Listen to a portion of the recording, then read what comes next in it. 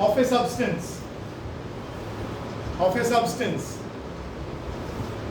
gives the extent up to which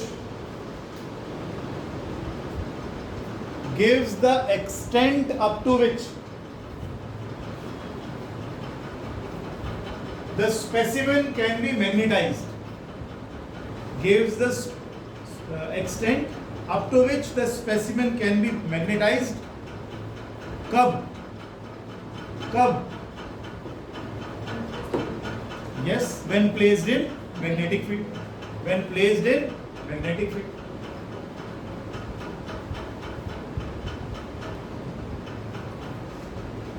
It is defined as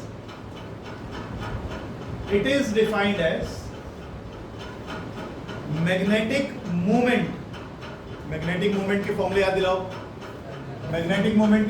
दिलाओ. NIA और small m into ये क्या था? Pole strength. ठीक है. मैंने अच्छा आगे लिखो. It is defined as magnetic movement developed per unit volume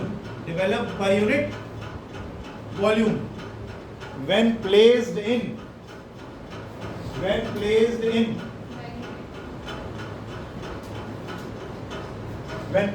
magnetizing field.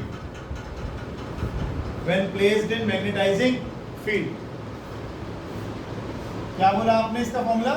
Magnetic movement per unit volume. Magnetic movement का फॉर्मूला क्या था राघव सर?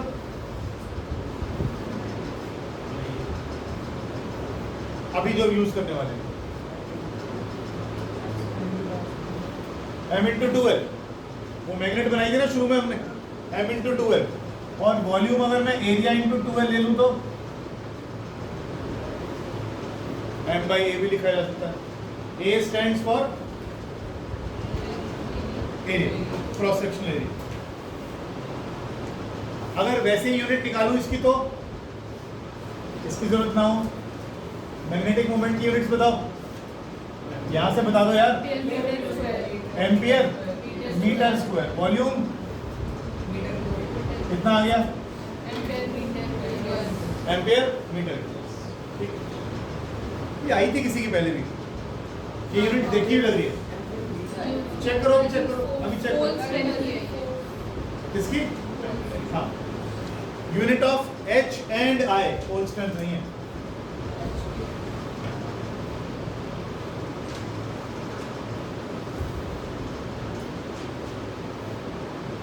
चेक कर सकते हैं पीछे. H क्या था? Magnetising force. क्या फॉर्मूला था H का? N into I. ये क्या था? Number of turns per unit length. यानी लेंथ नीचे आएगी तो एम्पियर अपॉन मीटर. और यहाँ भी क्या आ रहा है? Ampere upon metre. सेम आया. आगे लिखो.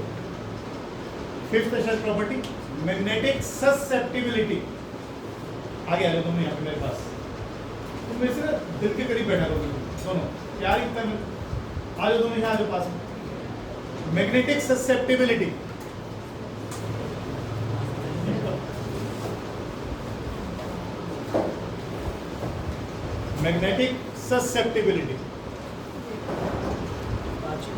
ये इसका सिंबल है. ससेप्टिबिलिटी बनाइए. Susceptibility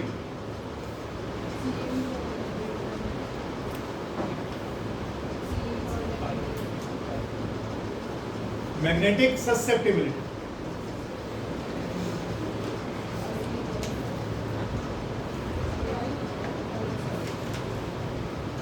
magnetic susceptibility chi M जो बोलते हैं इसको. ची नहीं है, ची भी नहीं. काई एम. लिखो जरा. ससेप्टिबिलिटी का मतलब होता है थोड़ा सा मौसम बदला और भावना को जुकाम हुआ तो ये बहुत ससेप्टिबल है कि हल्का सा टेम्परेचर चेंज हुआ और जुकाम पकड़ा इसमें.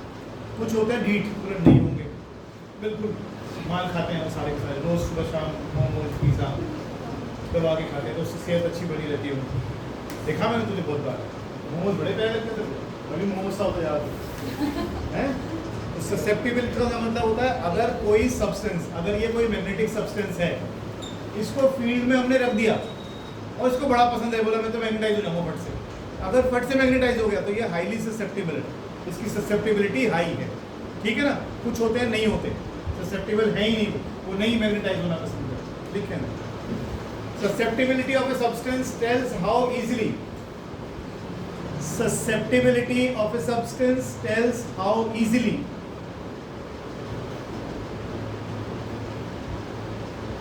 a substance can be magnetized, how easily a substance can be magnetized when placed in magnetizing field.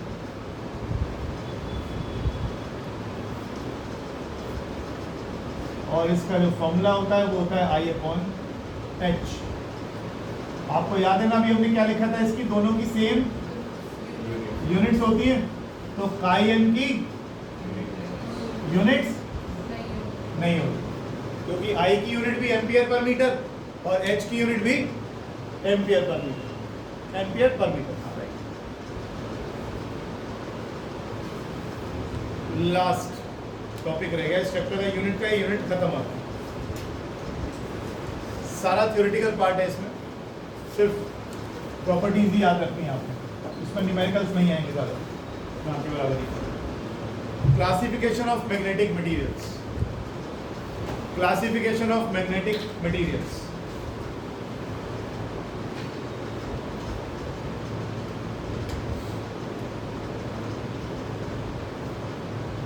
Magnetic moment की डायरेक्शन होता है,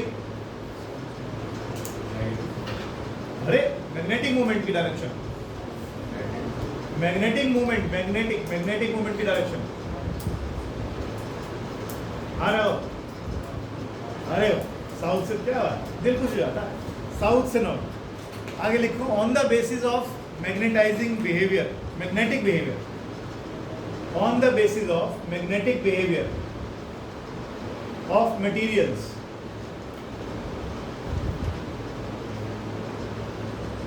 magnetic behavior of materials, Faraday, F-A-R-A-D-A-Y, divided them into 3 categories। आपने chemistry में थोड़ी थोड़ी पढ़ी हुई है।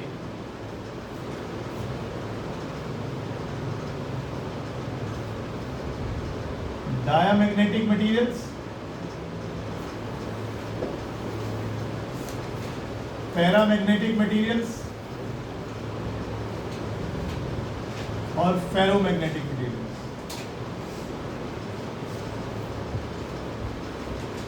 देखिए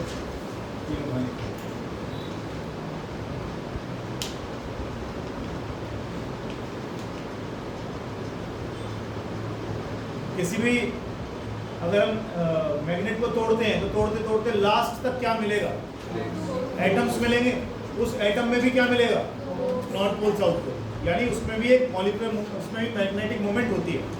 लिखें जरा, सबसे पहले डायमैग्नेटिक सब्सटेंस की कुछ प्रॉपर्टीज लिखेंगे, डायमैग्नेटिक मटेरियल की कुछ प्रॉपर्टीज लिखेंगे। Number one, these are the substances whose atoms or molecules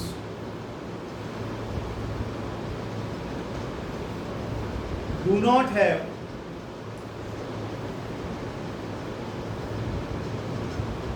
any dipole moment. These are the substances whose atoms or molecules do not have a dipole moment. दूसरा लिखिएगा,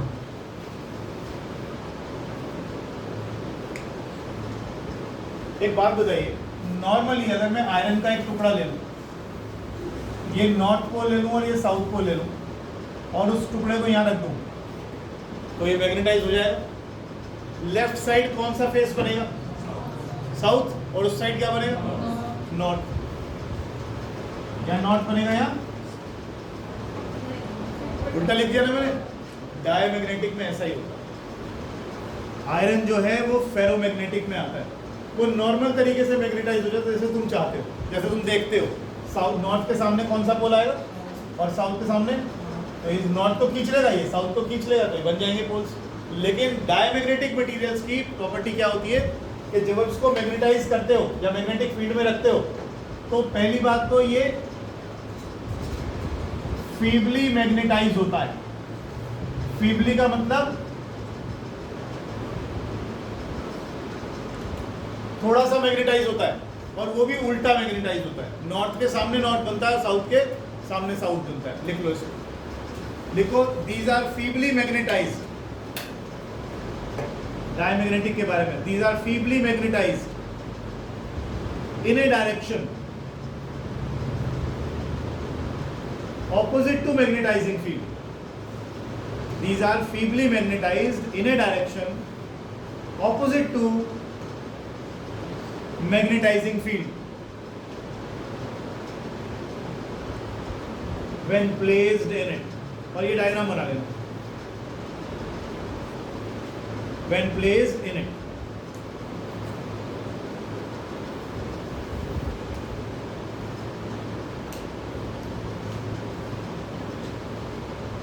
अब जब ये magnetise ही थोड़ा सा होता है तो अगर मैं कोई मैग्नेट को इसके आसपास लाऊंगा तो वो रिपेल भी कम ही करेगा।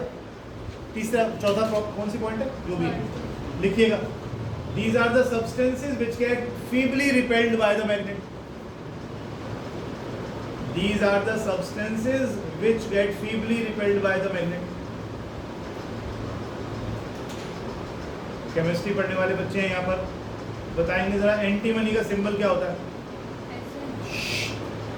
एंटीमनी का सिंबल क्या होता है? एंटीमनी, एंटीमनी का symbol feebly magnetise, feebly magnetise, feebly repelled by the magnet. Examples लिखो इनके। बिस्मथ, BISMUTH,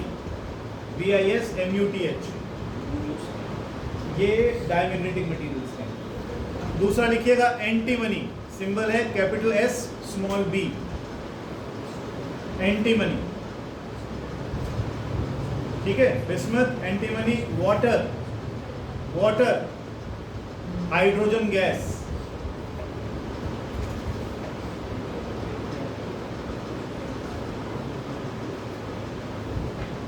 ठीक है जी। नेक्स्ट, अगर हमने एक मैग्नेटिक मटेरियल को सस्पेंड कर दिया, ऐसे धागे पे लटका के, मैग्नेटिक मटेरियल को ऐसे धागे में लटका दिया, इधर नॉर्थ पोल इधर साउथ पोल, तो ये ऐसे नहीं रहेगा, ये यूं हो जाएगा, ठीक है। ये नॉर्थ पोल है, साउथ पोल है, साउथ पोल है, नॉर्थ, कुछ भी ले लो। अगर हमने इसको ऐसे सस्पेंड कर दिया, अगर मैंने मैग्नेट को ऐसे सस्पेंड कर दिया, किसमें? मैग्नेट को नहीं सस्पेंड कर दिया, किसको सस्पेंड कर दिया? डायमैग्नेटिक मटेरियल को सस्पेंड कर दिया ऐसे, किसमें? फील्ड में, तो वो अपने आप को क्या करेगा? फील्ड के परपेंडिकुलर कर देगा। फील्ड कैसी है? यूं। फील्ड कैसी है? ऐसे। तो ये अपने आप को क्या करेगा? फील्ड के परपेंडिकुलर करेगा। जैसे आप फील्ड ऑन करोगे, लिखो when a rod of diamagnetic material, when a rod of diamagnetic material is suspended in a magnetic field, is suspended in a magnetic field, its length adjusts itself, its length adjusts itself perpendicular to magnetizing field.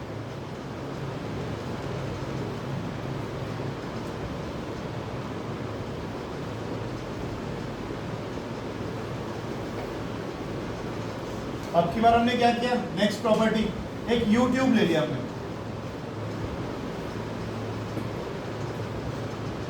और इसमें भर दिया हमने पानी, यहां तक क्या भर दिया? पानी। कैसा मटेरियल है?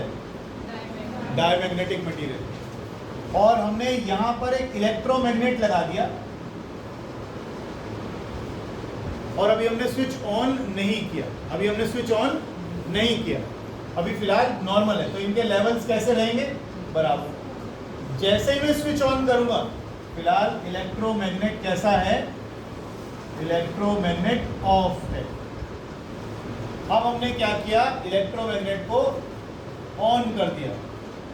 जैसे ही हम इलेक्ट्रोमैग्नेट को ऑन करेंगे,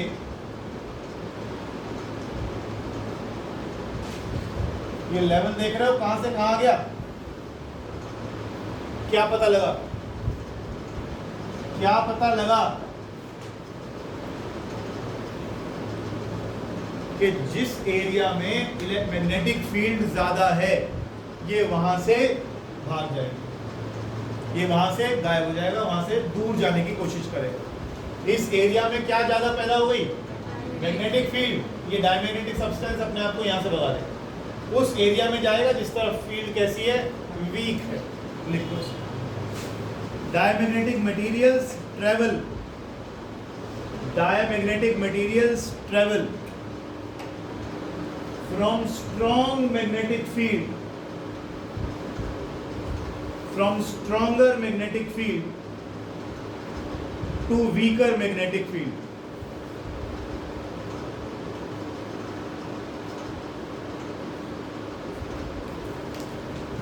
ठीक है, ये बना ले रहेगा, बना ले, याद कैसे रहेगा, दोस्तों पढ़ते हैं बन लेगा।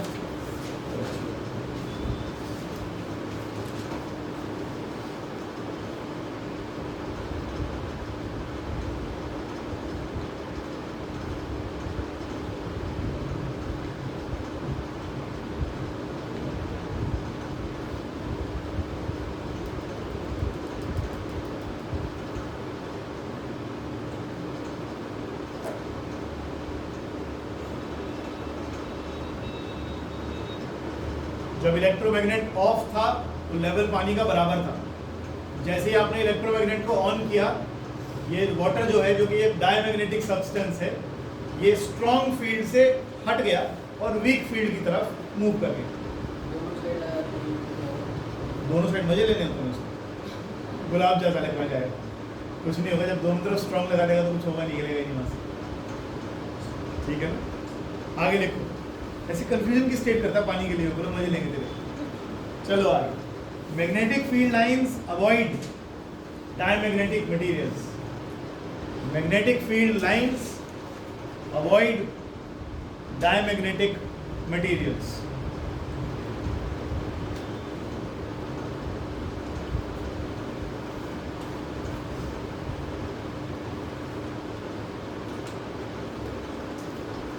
अगर हमने फिर से मैग्नेट लगा दिया और यहाँ पर डायमैग्नेटिक मटेरियल रख दिया, मैग्नेटिक फील्ड लाइंस ऐसे अवॉइड करके निकल जाएंगी इसको, मैग्नेटिक फील्ड लाइंस ऐसे अवॉइड करके निकल जाएंगी इसको। They do not prefer to pass through such materials.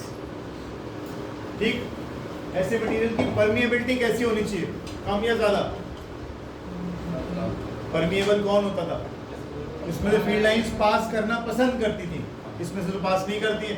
इनकी तो परमिएबिलिटी बहुत कम होती है, एक से भी कम। लिख लो कहीं पर, इनका जो म्यू है वो लेस देन 1 है।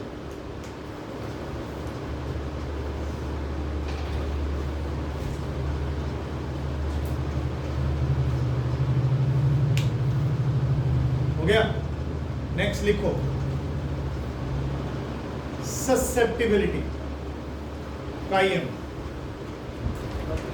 Next property, chi-m of a diamagnetic material is small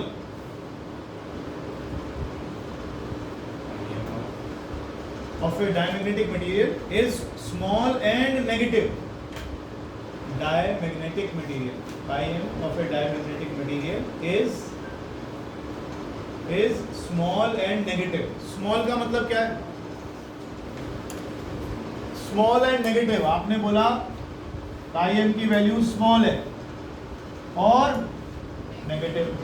small होने का मतलब है ये थोड़े से मैग्नेटाइज होंगे, थोड़े से मैग्नेटाइज होंगे, और नेगेटिव होने का मतलब ऑपोजिट डायरेक्शन में मैग्नेटाइज होगा। शुरुआत में लिखा था ना,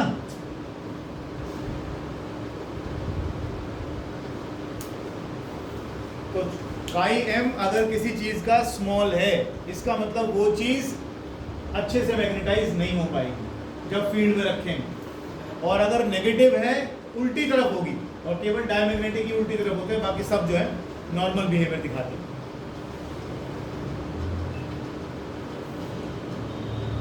लास्ट, इसकी काई एम की जो वैल्यू आएगी आपकी -1 से लेकर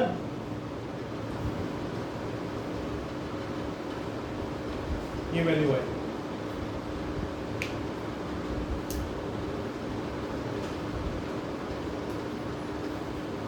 एक बार फटाफट रिवाइज कर दो।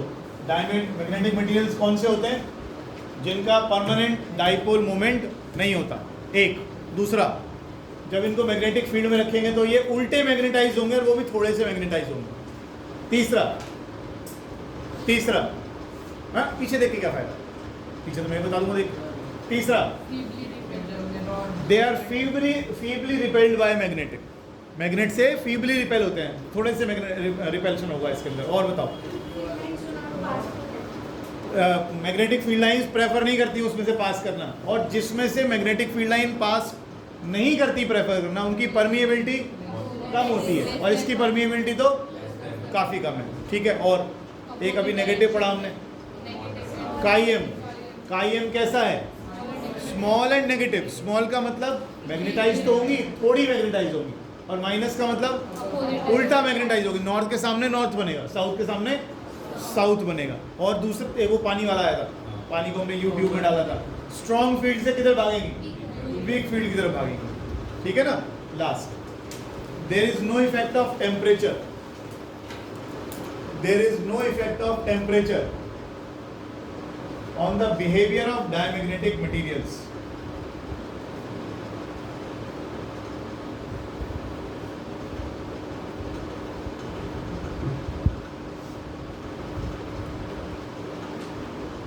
इसके कुछ ना एग्जांपल्स और लिख लो, ये काम आएंगे आपके, क्योंकि वो बहुत बार उल्टा पूछता है कि आपने कॉपर को रख दिया मैग्नेटिक फील्ड में, बताओ क्या बिहेव करेगा।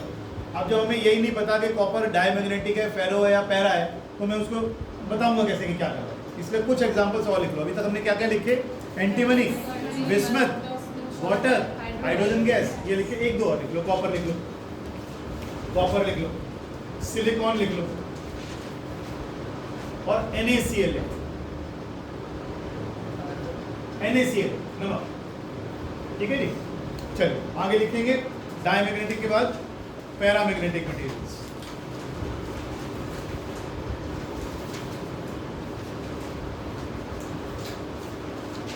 पैरामैग्नेटिक मटेरियल्स, पहली प्रॉपर्टी लिखो, these are the materials whose atoms or molecules have a permanent dipole moment. नहीं, ऐसे मत लिखो। whose atoms or molecules possess a small dipole moment, possess a small dipole moment.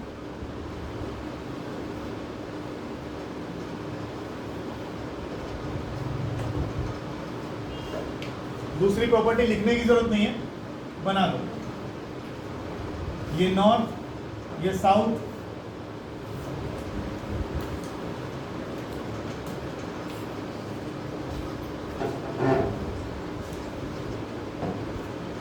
हुए तो feebly magnetise ही हैं, लेकिन फील्ड के हिसाब से ही हुआ जैसे नॉर्मल होता है। इन the direction of magnetic field, feebly magnetized in the direction of magnetizing field.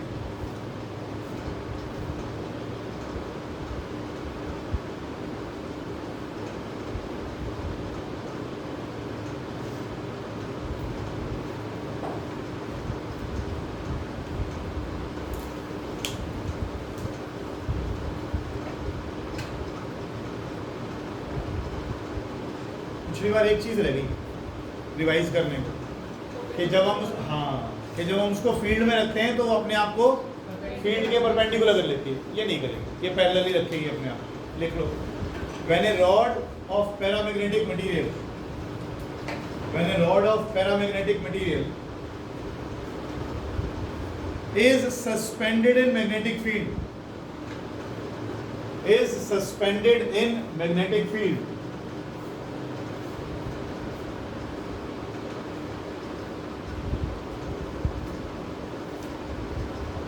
Its length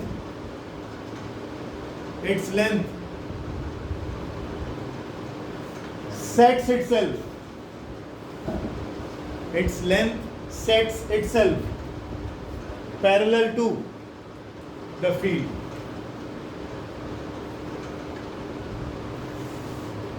जो YouTube वाला एक्सपेरिमेंट किया था उसमें उल्टा हो जाएगा. पिछली बार आपने वाटर भरा था, अगर आप इसके अंदर पैरामैग्नेटिक सब्सटेंस भरोगे तो ये आपने फील्ड लगा दी, ये उल्टा इधर को भागेगा, स्ट्रॉन्ग फील्ड की तरफ भागेगा, ये हिस्सा नीचे हो जाएगा. तो इस पे लिख लो बस केवल, these materials travel from weaker fields to stronger fields. These materials travel from weaker fields to stronger fields.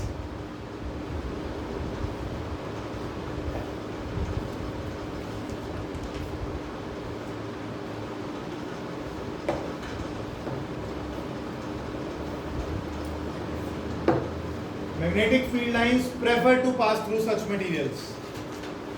Magnetic field lines prefer to pass through such materials.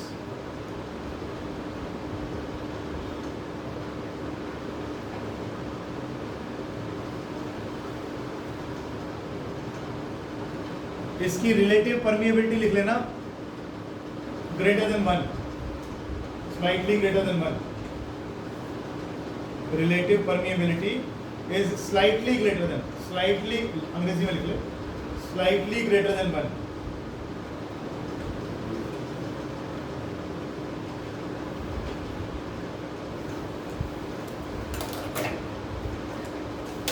इसका काईएम स्मॉल होगा या पॉजिटिव होगा या बड़ा होगा या छोटा होगा या नेगेटिव होगा, कैसा होगा? काईएम कैसा होगा?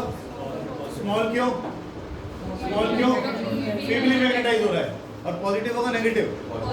पॉजिटिव होगा. क्यों? सेम डायरेक्शन में मैग्नेटाइज होगा. ठीक है, लिख लो इसका. Chi m is small and positive. Chi m is small and positive. Chi m is small and positive. लिख लिया? Next, susceptibility of paramagnetic materials. Susceptibility of paramagnetic materials is inversely proportional to temperature.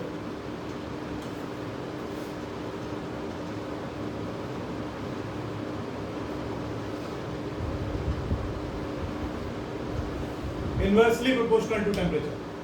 Temperature बढ़ेगा, susceptibility कम हो जाएगी. आपने susceptibility कैसे लिखी है? Small और पॉजिटिव. और म्यू आर कैसे लिखी है? Slightly greater than 1. Inversely proportional to temperature लिख ही लिया है. एग्जांपल्स लिख लो इसके.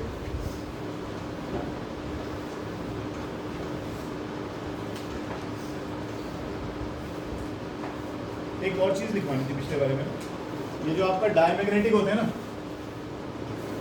ये सॉलिड, लिक्विड, गैस तीनों हो सकते हैं. पैरामैग्नेटिक भी सॉलिड, लिक्विड, गैस तीनों हो सकते हैं. फेरोमैग्नेटिक नॉर्मली सॉलिड्स ही होते हैं, ये याद रखें. ये नॉर्मली सॉलिड्स ही होते हैं. बाकी डायमैग्नेटिक और पैरामैग्नेटिक तीनों फॉर्म्स में आपको मिलेंगे. पैरामैग्नेटिक और डायमैग्नेटिक, सॉलिड, लिक्विड, गैस तीनों फॉर्म में आ जाएंगे, लेकिन वो केवल आपको सॉलिड्स में मिलेंगे. पैरामैग्नेटिक के एग्जांपल्स लिखिएगा. Aluminium, sodium, calcium, oxygen gas. Oxygen gas. ठीक है. नेक्स्ट लिखो फेरोमैग्नेटिक सब्सटेंस. फेरोमैग्नेटिक सब्सटेंस, इसको लिख लो, बुक से पढ़ो. अब सुन, बता देता हूँ क्या क्या होगा. जो जो प्रॉपर्टी आपने फेरोमैग्नेटिक की लिखी है, फीबल लिखा है, उन्हें ज्यादा करके इसमें लिख दो. पहली प्रॉपर्टी क्या लिखी थी कि उनकी डाइपोल मूवमेंट होती है स्मॉल होती है, इसमें क्या बोलोगे लार्ज होती है, ठीक है लार्ज होती है। दूसरी प्रॉपर्टी क्या लिखी बोलो they were feebly magnetized in the direction of field, इसमें लिखोगे फीबल की जगह स्ट्रांगली मैग्नेटाइज्ड, सेम लाइन लिखनी है, फीबल की जगह strongly magnetised in the direction of the field, ठीक। तीसरा क्या लिखा दे आर फीबली रिपेल्ड सुनी था वो पैरेलल हो जाती है मैग्नेटिक फील्ड के, ये भी पैरेलल ही रहेगी। और क्या लिखा था ये भी वीक फील्ड से किधर भागेंगे स्ट्रॉन्ग की तरफ भागेंगे। और क्या लिखा था परमिएबिलिटी, पिछले वालों की परमिएबिलिटी स्मॉल थी, इसकी परमिएबिलिटी बहुत हाई है। लिखवाता हूँ लिखो वो लिख लो काम की चीजें। ससेप्टिबिलिटी लिख दो 1000 से ज्यादा, फेरोमैग्नेटिक की प्रॉपर्टी में ससेप्टिबिलिटी 1000 से ज्यादा। जरा पैरा की देखना कितनी थी स्लाइटली ग्रेटर देन 1, स्लाइटली ये 1000 से ज्यादा ससेप्टिबल है, मतलब आपने मटेरियल को फील्ड में डाला और ये हो गया मैग्नेटाइज कट से, वो टाइम लगाएगा पैरा वाला, ये तो यूं हो जाएगा कट से हो जाएगा। दूसरा लिखो जो permeability relative permeability mu R is greater than 1000, mu R greater than 1000।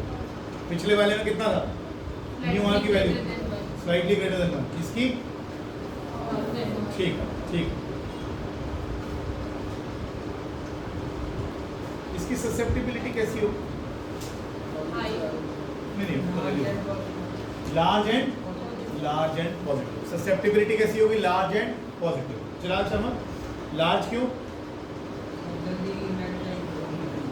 जल्दी मैग्नेटाइज हो जाएगा है स्ट्रांगली मैग्नेटाइज होगा इसलिए लार्ज है और सेम डायरेक्शन में होगा। ठीक ठीक ठीक। और एक छोटी सी लाइन और ऐड कर लो बस, at a certain temperature called Curie temperature. हम उस दिन मैग्नेट खरीद कर लाए थे ना, तो हमने उसको डीमैग्नेटाइज कैसे किया था, दो तरीके सीखे थे हमने। नहीं उसको डीमैग्नेटाइज करने का तरीका क्या था हैमरिंग कर दो, उसमें थोड़ा मार दो या करा दो था यार क्या करा क्या करा था हमने उसको, दो तरीके करे थे, या तो अरे मैग्नेट को डीमैग्नेटाइज करना है क्या तरीका है तुम्हारे पास, या तो गिरा दो उसको या हैमर कर दो उसको या उससे गर्म कर दो। गर्म करोगे तो मॉलिक्यूल्स की काइनेटिक एनर्जी बढ़ जाएगी, वो सारी अलाइनमेंट खराब हो जाएगी उसकी, ठीक है ना। तो दो तरीके हमारे पास थे, इसमें लिखो at a certain temperature called Curie temperature the ferromagnetic CURIE Curie temperature the ferromagnetic substance converts into paramagnetic substance. जो फेरोमैग्नेटिक मटेरियल है वो पैरा बन जाते हैं।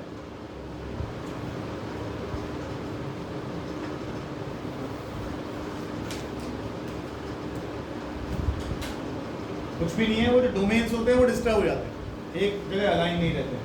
एग्जांपल्स लिखो प्लीज, एग्जांपल्स लिखो इसके। आयरन निकल कोबाल्ट, जो उस दिन में मैंने बताया थे आपको, ये तीन को मेन नहीं है। एक एलॉय होता है इसे बोलते हैं एलनिको, ALNICO, एल्यूमिनियम निकल और कोबाल्ट को मिलाकर बनाते हैं, इसे बोलते हैं एलनिको। ये भी फेरोमैग्नेटिक मटेरियल्स में आता है, ठीक है जी। एलनिको आयरन निकल कोबाल्ट तो है ही, और एक इनका एलॉय आ गया। एल्यूमिनियम तो पैरामैग्नेटिक में भी था। ये एल्यूमिनियम नहीं है, ये एलनिको है, एल्यूमिनियम निकल और कोबाल्ट को मिलाकर जो बनाया गया एलॉय। नेक्स्ट लिखिएगा हिस्टेरेसिस, कोर्स में नहीं आपके करा रहा हूँ। हाँ हिस्टेरेसिस करवाया स्कूल में, कराया नहीं?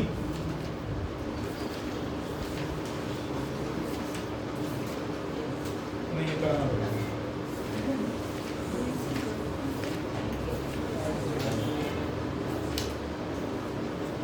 अगली क्लास में आपका करंट इलेक्ट्रिसिटी का टेस्ट होगा, न्यूमेरिकल्स ओनली। करंट इलेक्ट्रिसिटी का टेस्ट होगा, न्यूमेरिकल्स ओनली, किरचॉफ के लॉज और बाकी जो तामझाम था सारा का सारा अगली क्लास में टेस्ट है, पहले ही बता रहा हूँ। हैं? तो क्या होगा, कौन सी बड़ी बात, फिर से पढ़ने के इसके लिए भी नहीं आना पड़ेगा, उसके लिए भी नहीं आना, घर तो कुछ पढ़ना नहीं, हिस्ट्रेसिस। चलो ठीक है, 7 को करें। हाँ, जो भी है अगली क्लास, इससे अगली 5 के बाद करें। आज 3 हो गई ना, 4 5 7, ठीक है, फ्राइडे का, ठीक।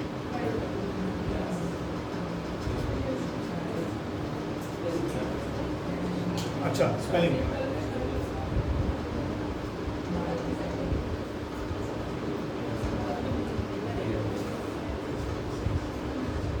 हिस्ट्रेसिस।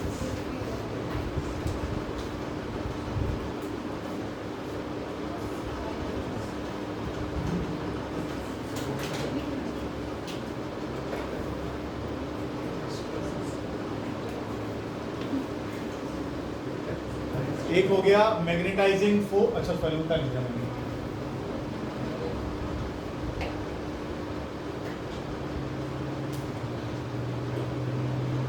इसका फॉर्मूला क्या था?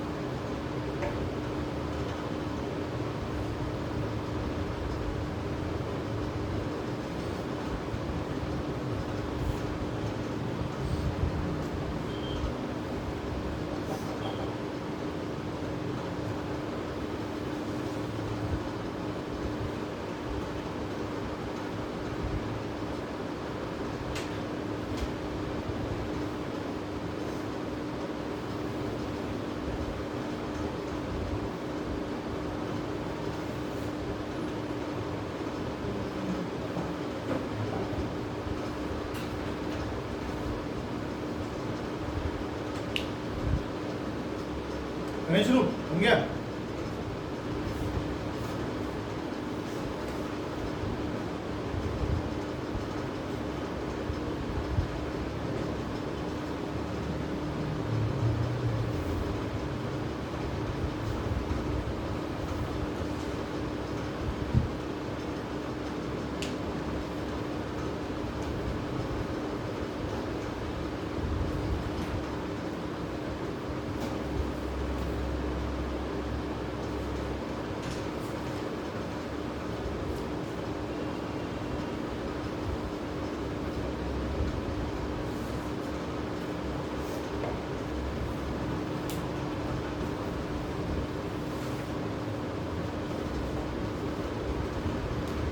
चलो अब समझते हैं कि हो क्या रहा है इसका। सबसे पहले हमने क्या किया, सिंपल सी चीज़ है, जो बच्चा पिछली क्लास में नहीं था उसको भी समझ में आ जाएगा। आपने एक मैग्नेटाइजिंग फील्ड ले ली और उसके अंदर एक मैग्नेटिक मटेरियल को डाल दिया। शुरू में ये मैग्नेटाइज्ड नहीं है, लोहे का टुकड़ा है समझ लो आप, ठीक है ना, स्टील है, सॉफ्ट आयरन है, कुछ भी ले लो। शुरू में क्या स्थिति है, इसके जो मॉलिक्यूलर मैग्नेट्स हैं उन्होंने क्लोज लूप्स बनाए हुए हैं, ऐसी स्थिति है, ये अलाइंड नहीं है। हर एरो के लिए मैंने आपको कहा था याद रखने के लिए ऐसे कर लो, ये नॉर्थ ले लो, ये साउथ ले लो। किसी भी मैग्नेट को तोड़ते जाओ तोड़ते जाओ तोड़ते जाओ, लास्ट में जो एटम मिलेगा उसमें भी नॉर्थ पोल और साउथ पोल होगा। किस केस में? मैग्नेटिक मटेरियल के केस।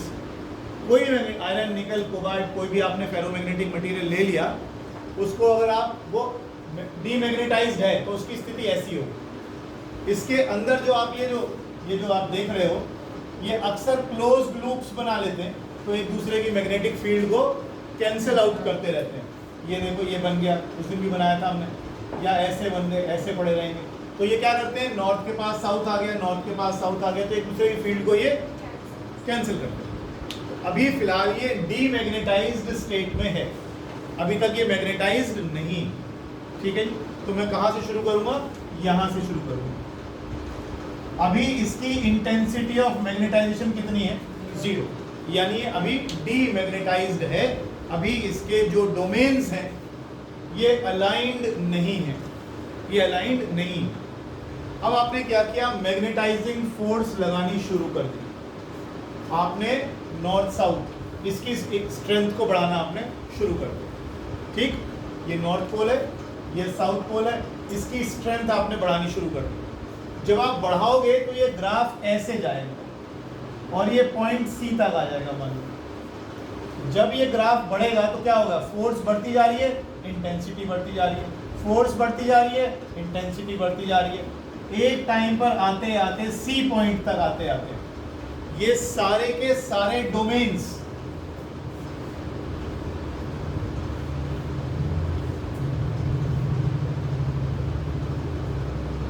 कैसे हो गए, अलाइन हो गए, सारे डोमेन सीधे हो गए, क्योंकि आपने क्या कर दिया, यहाँ पर मैग्नेटाइजिंग फोर्स लगा दिया। आपने फोर्स लगाई, सारे सीधे हो गए, धीरे धीरे धीरे सारे सीधे हो गए।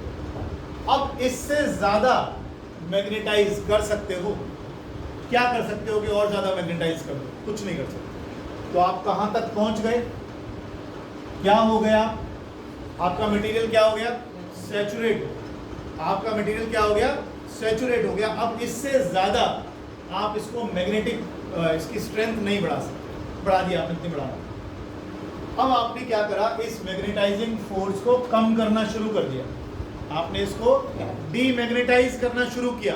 वो जो फोर्स आपने पहले लगाई थी उसे घटाना शुरू किया, और आप देखो ये ग्राफ उसी रास्ते वापस नहीं आया, ऐसे गया था, वापस आता तो इसी रास्ते आता, फोर्स कम हुई, इंटेंसिटी कम हुई, फोर्स कम हुई, इंटेंसिटी, लेकिन ऐसा हुआ नहीं, ये ग्राफ गया इस रास्ते कम। अब आप गौर से देखो, फोर्स कम हो गई, इंटेंसिटी भी कम हो गई, फोर्स कम, इंटेंसिटी कुछ कम, फोर्स कम हुई, इंटेंसिटी कुछ कम हो गई। यहां आते आते फोर्स कितनी है, लेकिन इंटेंसिटी ऑफ मैग्नेटाइजेशन अभी तो है।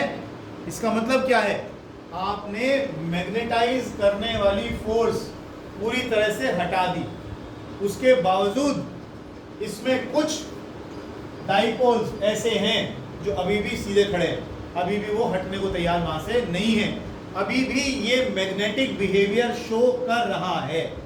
ऐसी स्थिति में अभी भी नहीं आया, कुछ हो गए होंगे, कोई मना ही नहीं है, कुछ ऐसे हो गए होंगे, ये हो गए, कुछ ऐसे हो गए, लेकिन फिर भी अभी भी ये मैग्नेटिक बिहेवियर शो कर रहा है, ठीक है जी। इसने अपना मैग्नेटिक बिहेवियर अभी तक रिटेन किया हुआ है, बचा के रखा हुआ है।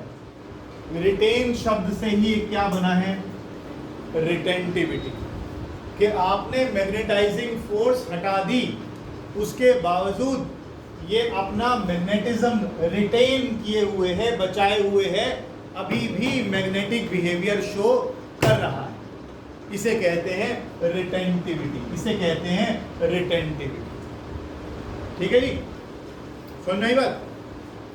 लेकिन अब तो हमें जिद है कि इसे डीमैग्नेटाइज करके छोड़ेंगे। अब इसको, ये वैसे तो डीमैग्नेटाइज हुआ नहीं, फोर्स भी जीरो कर दिया आपने, फिर भी डीमैग्नेटाइज नहीं हुआ। एक काम ना करो, मैग्नेटाइजिंग फोर्स उल्टी डायरेक्शन में लगानी शुरू कर दो, अब तो पलटेंगे, अब तो रिपल्शन मिलेगा, अब ये रिपेल होंगे, थोड़ी देर में स्थिति ऐसी आ जाएगी। तो ये देखो जरा, यहां से यहां तक, जरा इस वैल्यू को देखो, O से लेकर B तक जो वैल्यू है, मैग्नेटाइजिंग फोर्स किस तरफ लगाई गई, नेगेटिव साइड, और यहां आते आते आपकी इंटेंसिटी ऑफ मैग्नेटाइजेशन कितनी हो गई, 0, यानी आपने पूरी तरह से इसको क्या कर दिया, डीमैग्नेटाइज कर दिया, डीमैग्नेटाइज कर दिया। इस वैल्यू ऑफ फोर्स को, मैग्नेटाइजिंग फोर्स को क्या कहते हैं, कोएर्सिविटी, ठीक। लेकिन अब आप इसकी स्ट्रेंथ और बढ़ा रहे हो, उल्टी डायरेक्शन में से और बढ़ा रहे हो, बढ़ाते जाओ बढ़ाते जाओ बढ़ाते जाओ, क्या होगा, ये सारे ऐसे मैग्नेटाइज हो जाएंगे।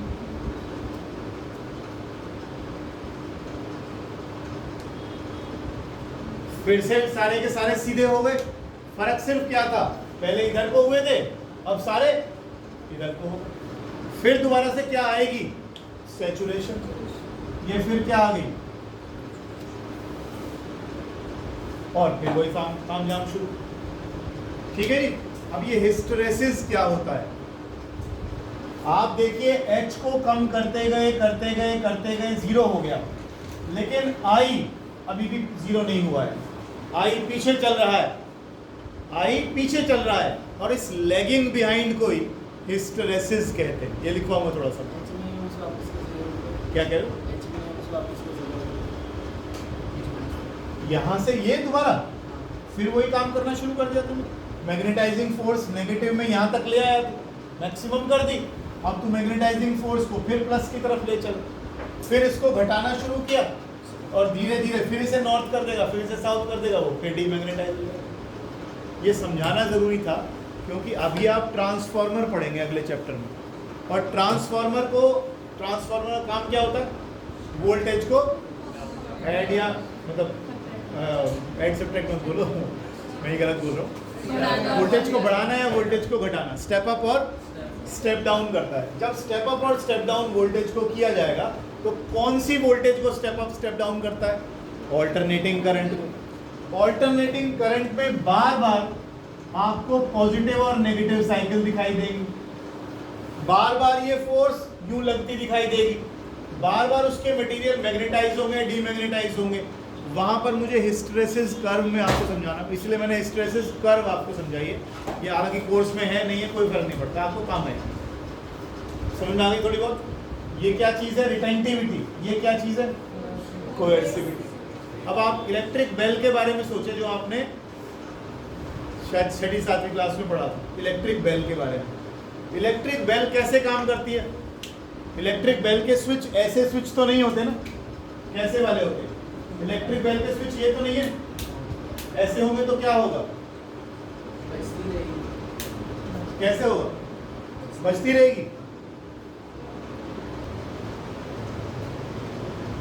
हिस्टेरेसिस कर्व बनाया हमने हार्ड फेरोमैग्नेटिक मटेरियल के लिए और सॉफ्ट आयरन के लिए।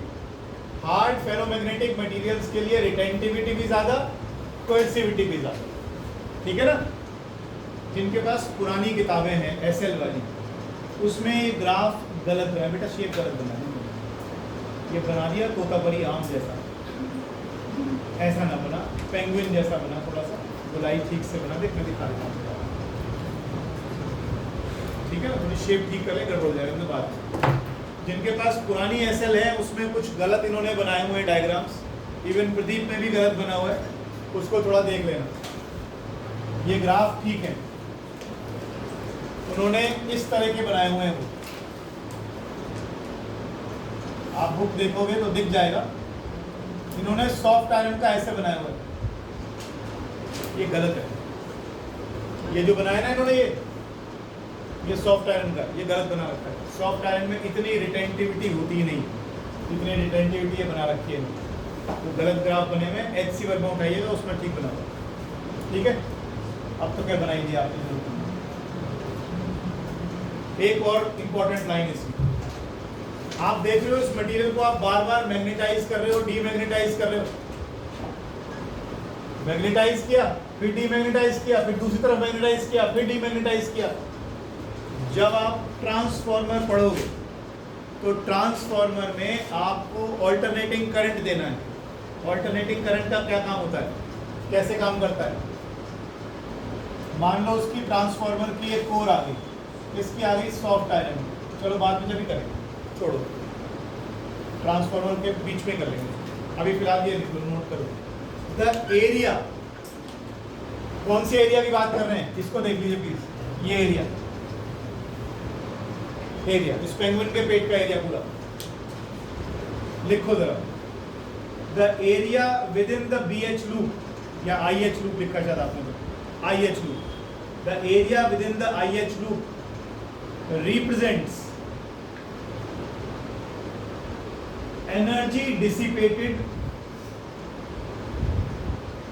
per unit volume of the material।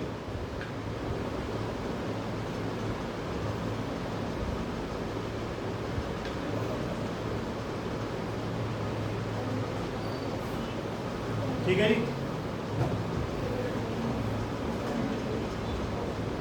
दीक्षा क्यों पढ़ रहे हैं हम इसको, क्यों पढ़ रहे हैं हम इसको? ताकि हम ट्रांसफार्मर और इलेक्ट्रोमैग्नेट में जो सही मटेरियल्स का सिलेक्शन है वो कर पाए। इस हिस्टेरेसिस कर्व से हमें ये पता लग जाएगा हमें इलेक्ट्रोमैग्नेट में, ट्रांसफार्मर में कौन से मटेरियल्स चूज करने हैं, स्टील लगाना है, हार्ड मटेरियल लगाने हैं, सॉफ्ट मटेरियल्स लगाने हैं, कौन से लगाने हैं। तो सिलेक्शन ऑफ मटेरियल्स में ये हमारी बड़ी मदद करता है कि हमें मटेरियल कौन से चूज करना है, ठीक है ना, इलेक्ट्रोमैग्नेट्स में और ट्रांसफार्मर्स।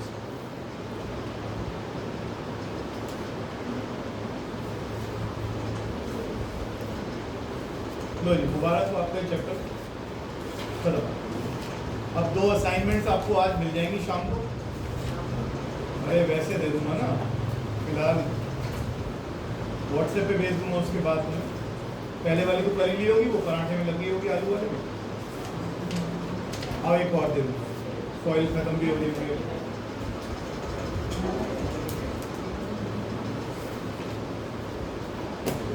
4th यूनिट शुरू करेंगे आज।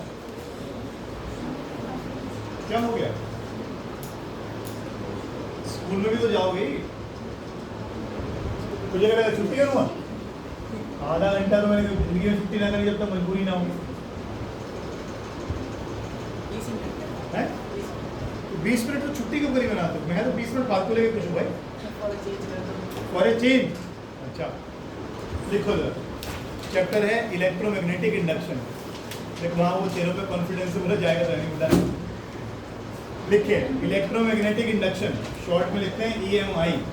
4थी यूनिट शुरू हुई आज से आपकी। ऐसे गुस्सा मत करो, बैग फेंक फेंक के मारो। 20 मिनट पढ़ा लें दो, नहीं लिखो।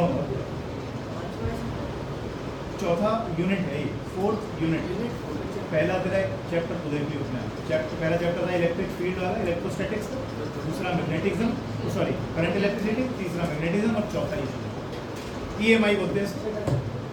लिखो जरा इसका इंट्रोडक्शन लिखो। पिछले पूरे चैप्टर में आपने क्या किया तो कुछ नहीं, मतलब फिर भी क्या समझा? करंट से क्या पैदा हुई? Magnetic field. इसका मतलब मैग्नेटिक फील्ड से, सॉरी करंट से मैग्नेटिक फील्ड पैदा कर सकते हो। करंट क्या होता है? चार्जेस का मूवमेंट होता है। नॉर्मली आप फिजिक्स में बहुत सारी जगह देखोगे ना, बहुत सारी चीज़ों पे साइंटिस्ट जब काम करना शुरू करते हैं तो कहते हैं अगर A से B बन सकता है तो B से A भी बनता हो। हमारा नेचर रेसिप्रोकेट करता है हर चीज़। अगर एक चीज़ से दूसरी बन जाती है तो दूसरी से भी पहली बनेगी। बहुत हद तक बहुत सारी चीज़ों में ये प्रिंसिपल काम किया है और यहाँ पर भी ऐसा ही किया है। यहाँ पर हम पढ़ेंगे जनरेटर काम कैसे करता है। इंटरेस्टिंग चीज़ें, बोरिंग नहीं है, मज़ा आएगा अगर समझने की कोशिश करोगे। भाई देखो थ्योरी तो आती सब जगह, फॉर्मूले भी आते हैं, कोई वो नहीं है, लेकिन प्रैक्टिकल चीज़ों से रिलेटेड है। ट्रांसफार्मर कैसे काम करता है पहली बार समझ में आए, ठीक। AC जनरेटर कैसे काम करता है पहली बार समझ में आए। ये जो नीचे देखते हो ये क्या रखा होता है इतने बड़े डब्बे से, बैंक के आगे रखे रहते हैं ना कई बार, बड़े बड़े क्या है वो? जनरेटर्स हैं। क्या है वो? बैंक के आगे वो धुआं छूटते रहते हैं, जनरेटर्स ही है ना वो। इतना बड़ा जनरेटर होता है। हाँ, आधों को पता ही नहीं है वो इतना बड़ा जनरेटर नहीं होता। जनरेटर तो बहुत छोटा सा है, उसके साथ लगा था डीजल का इंजन जो उसको चलाता है। तो डीजल के इंजन से हम क्या चलाते हैं? जनरेटर को चलाते हैं। अब जनरेटर काम कैसे करता है जब वो समझ में आ जाएगा तो आपको वो भी समझ में आ जाएगा एग्जैक्टली वहाँ हो क्या रहा होगा। कुछ मुश्किल नहीं है। अब गर्मियाँ चल रही हैं, एक आध दिन वीडियो देख लेना, जनरेटर की छोटे छोटे बच्चों को सिखाते हैं। शायद हॉलीडे होमवर्क में किसी बच्चे ने बनाया भी हो, कभी नहीं बनाया, में बनोगे तुम, कभी कभी पढ़ भी लिया करो, है देखना जाकर YouTube पे वीडियो देखना जनरेटर काम कैसे करता है। एनिमेशन देखने से थ्योरी ज़्यादा आसानी से समझ में आ जाती है। उसे देखना जाकर कैसे बनता है। छोटे छोटे बच्चे बना लेते हैं 6ठी 7वीं क्लास के, छोटी छोटी चीज़ें होती हैं। LED ले आए, कॉइल को घुमा दिया, कॉइल कैसे बनी, 2 तार लपेट के बना दिया उन्होंने। सिंपल सा है, घर पे बना सकते हो, 10 मिनट के अंदर बन जाता है। देखना घर पर पढ़ा हुआ यूट्यूब पर। फिलहाल मैं थ्योरी शुरू करता हूँ। लिखो, Oersted found that when we pass, Oersted found that when we pass current through a conductor,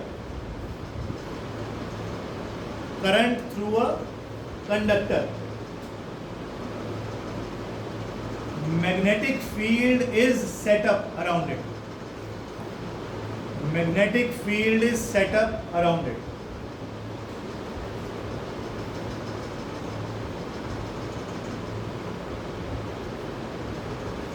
Therefore, out of electric current, we are able to get magnetic field.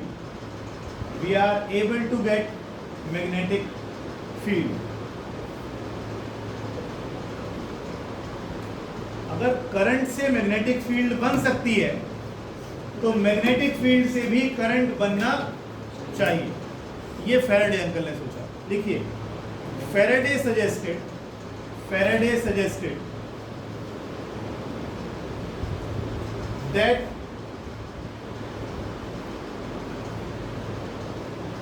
out of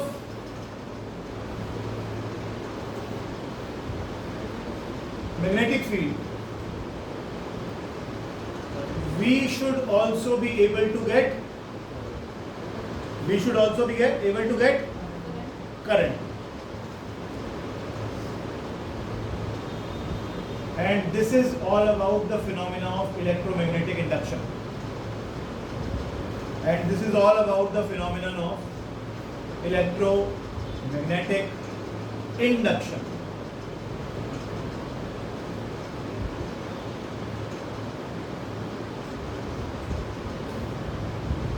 ये एक ही शब्द है, फिलहाल पूरा इलेक्ट्रोमैग्नेटिक इंडक्शन. नेक्स्ट हेडिंग डालिएगा magnetic flux.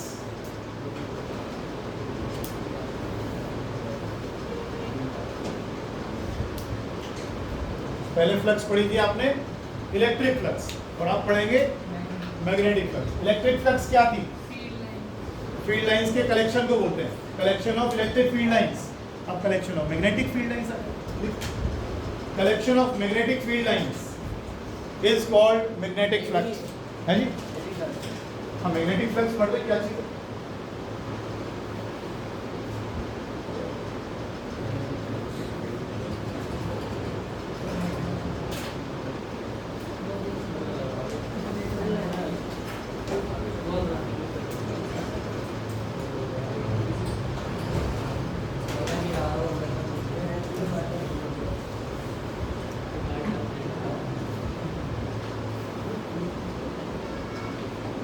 Collection of magnetic field lines is called magnetic flux.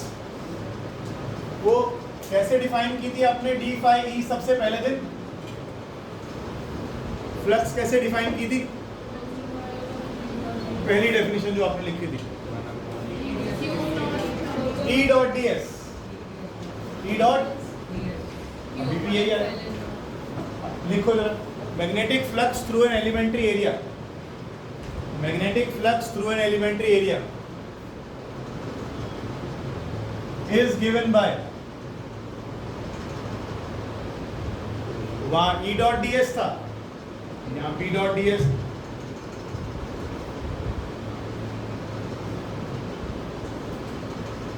आगे लिखो next line में.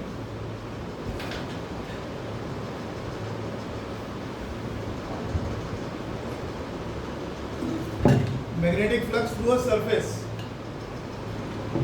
Magnetic flux through a surface is given by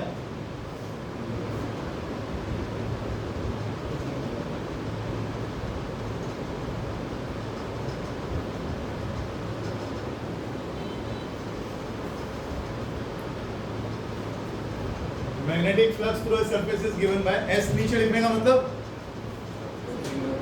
surface integral. Gauss theorem में B डॉट ds कितना आया था? Very good. Gauss theorem में हमने पढ़ा था, इतना ही पढ़ के आते रहोगे तो बेटा फिर IIT क्लियर हो जाएगी. इलेक्ट्रिक फील्ड वाले में गॉस थ्योरम में मैग्नेटिज्म पढ़ा था हमने, B डॉट ds 0. क्या इन्फ्रेंस निकाले थे इससे हमने आर्यन? इससे क्या रिजल्ट निकाला था हमने? B डॉट ds से क्या रिजल्ट निकाला था? No two magnetic dipoles. Monopoles exist नहीं करते हैं, याद नहीं था? मोनोपोल्स एग्जिस्ट नहीं करते, नॉर्थ पोल और साउथ पोल को अलग अलग नहीं कर सकते। अभी तो लिखवाया कल परसों लिखवाया था। B डॉट ds कितना होता है? 0। इलेक्ट्रिक फील्ड में आपने पढ़ा था B डॉट ds कितना था? Q by epsilon. लेकिन B डॉट ds कितना होता था? 0। क्या लिखा था हमने? B डॉट ds 0 क्यों बोला था? मान लो कोई आपने गॉस सरफेस ले लिया, अब मैग्नेट लोगे तो उसमें नॉर्थ और साउथ तो इकट्ठे ही आएंगे ना। यहाँ से 2 फील्ड लाइंस बाहर आएंगी, यहाँ से 2 एंटर कर जाएंगी। तो जितनी फील्ड लाइंस अंदर जाएंगी उतनी फील्ड लाइन बाहर, तो नेट फील्ड कितनी होगी? 0 होगी। तो इसीलिए B डॉट ds की वैल्यू कितनी आती है? 0। वहाँ पर हम क्या लिखते थे? E डॉट ds, कोई चार्ज है वो हमने एनक्लोज कर दिया किसमें? गॉसियन सरफेस में। तो यहाँ से तो फील्ड लाइंस बाहर आएंगी ना, यहाँ से तो फील्ड लाइंस बाहर आएंगी, तो उसमें E डॉट ds कितना आता था? Charge enclosed divided by epsilon. लेकिन यहाँ तो दोनों के दोनों अलग अलग है ही नहीं, पॉजिटिव। अगर आपने डाइपोल रख दिया, एक पॉजिटिव नेगेटिव, अब इसका E डॉट ds कितना आएगा? अब 0। अब इसका E डॉट ds कितना आएगा? 0। इससे फील्ड लाइंस बाहर निकलेंगी, इससे फील्ड लाइंस एंटर करेंगी। डाइपोल के चारों तरफ क्या बना दिया? Gaussian surface. और डाइपोल रख दिया आपने, पॉजिटिव और नेगेटिव डाइपोल रख दिया आपने। अब इलेक्ट्रिक फील्ड लाइंस बाहर जितनी बाहर आएंगी उतनी अंदर आएंगी। नेट कितना आएगा? 0। इस केस में कह सकते हो E डॉट ds 0, इस केस में कह सकते हो E डॉट ds 0, लेकिन इस केस में क्या आएगा? Q bye. क्लियर है? आगे लिखो। For a flat surface, for a flat surface, flux क्या लिखते थे आप? पहले फ्लक्स लिखते थे आप फ्लैट सरफेस के लिए E डॉट A। अब भी वही है, आप कौन सी बड़ी बात होगी? B dot A। B dot A को क्या लिख सकते हो? BA cos theta. इसको दिखा देते हैं एक बार हम। मान लो ये हमारे पास क्या है? यूनिफॉर्म मैग्नेटिक फील्ड, और ये मेरा हाथ आ गया ऐसे, ये कोई एरिया आ गया, फ्लैट सरफेस आ गया ऐसे, तो इसको मैं ऐसे बना देता हूँ। एरिया वेक्टर कहाँ जाएगा? इससे परपेंडिकुलर। एरिया वेक्टर B किधर है? इधर। इन दोनों में कुछ एंगल होगा, ये वही एंगल, ये वही एंगल। बना लो, डायग्राम भी बना लो। 1.5 घंटे भी अगर तुम ध्यान से सुन लो ना तो कुछ ना कुछ दिमाग में टिक जाए। उसमें भी छेड़खानी नहीं करते रहते दूसरे के साथ सारे, वो पीछे हंसता रहता है बैठा। मैं टोकता सिर्फ इसलिए नहीं हूँ कि शायद अकल आएगा थोड़े दिन बाद। कुछ होने वाला नहीं है, 1.5 घंटे भी यहाँ सुन लोगे तो कुछ तो जाएगा, नहीं तो तुम्हारे लिए परेशानी है। बाकी तुम जेल लो अपने आप में, क्या कर सकते। मैं डंडा उठा के सूखने का दूंगी। फ्लक्स हो गया BA cos थीटा।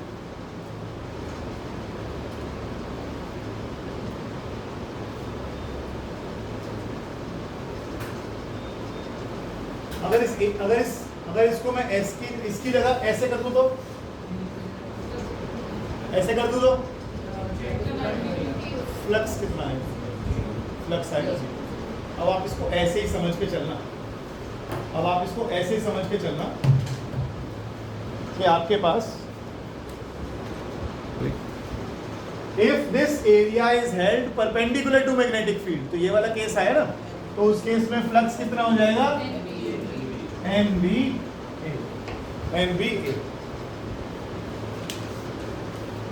आगे लिखो यूनिट्स ऑफ मैग्नेटिक फ्लक्स। ये मैंने पहले बताया था, किसी को याद है? पहले एक दिन डिस्कस किया था, आए थे गुड्डू?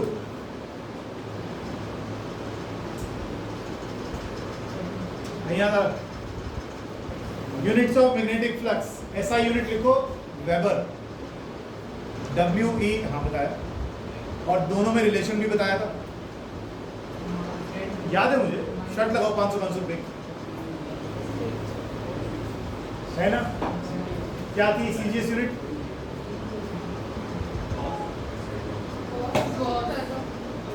वो तो ऐसा ही वो तो उसकी बताई थी मैंने, मैग्नेटिक फील्ड। चलो क्या कोई बात नहीं, देखो जीत जाते तो। SI यूनिट इज वेबर और CGS यूनिट है मैक्सवेल। नहीं बताइए पीछे हट गए बेकार करके बाद 500 आते हैं। MAXWELL मैक्सवेल, और एक वेबर में 10⁸ मैक्सवेल होते हैं।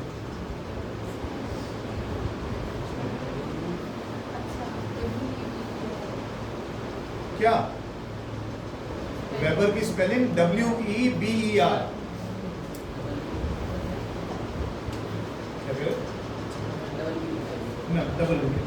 Unit of magnetic field B, unit of magnetic field B।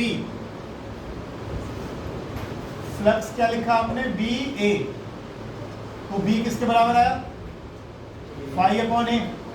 Phi flux है, फ्लक्स की यूनिट बताओ, अभी तो लिखी वेबर, और इसकी यूनिट, और इसकी यूनिट। तो आप एक टेस्ला को 1 वेबर पर मीटर स्क्वायर भी कह सकते हैं।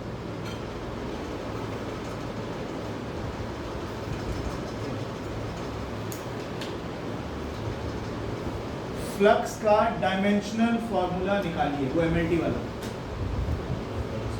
फ्लक्स का डायमेंशनल फॉर्मूला निकालिए, अभी निकालिए।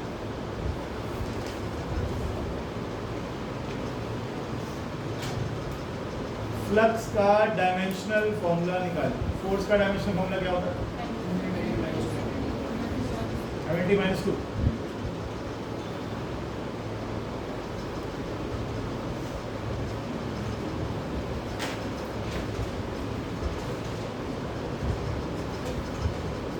क्या दिक्कत है, फ्लक्स का डायमेंशनल फॉर्मूला निकालना है B/A। अब B का तुझे पता नहीं, लेकिन B तेरे 50 फॉर्मूले में है, QBB sin theta, bill sin theta, कहीं से भी डालो, कहीं से भी डालो, क्या दिक्कत है। फोर्स होता है BIL sin theta, sin theta को छोड़ देता हूं, तो B का डायमेंशनल फॉर्मूला निकलना है तो यहां से निकाल लो। फोर्स का होता है MLT, करंट का A, लेंथ का L, तो ये हो गया MA इनवर्स T-2। B का निकल गया। अब फ्लक्स पे आ जाओ, B का हो गया MA-1 T-2, और ये है एरिया,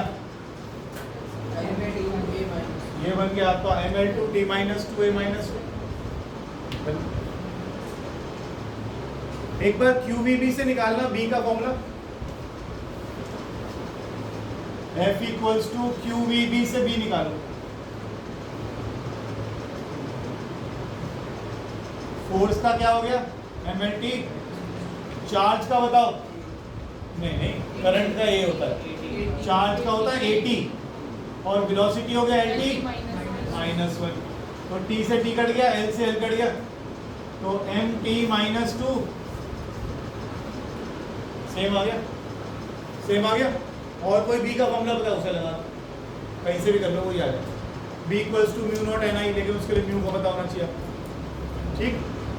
और उसके बाद ये फाई का निकलना है, आगे लिखो। हाँ ऐसे मत कर दो। Faraday's experiments and laws, हाँ टॉपिक है Faraday's experiments and laws।